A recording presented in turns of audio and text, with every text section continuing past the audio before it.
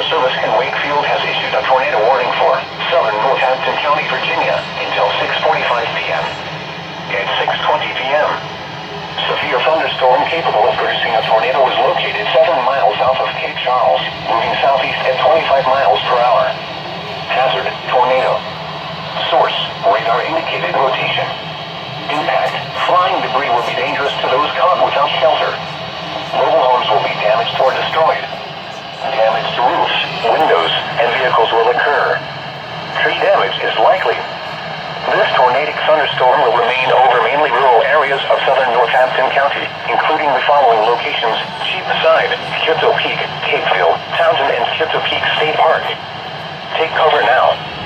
Move to a basement or an interior room on the lowest floor of a sturdy building. Avoid windows. If you are outdoors, in a mobile home, or in a vehicle, move to the closest substantial shelter and protect yourself from flying debris. Please report severe weather by calling 757-899-2415, posting to the National Weather Service Wakefield Facebook page, or using Twitter at NWS Wakefield, VA.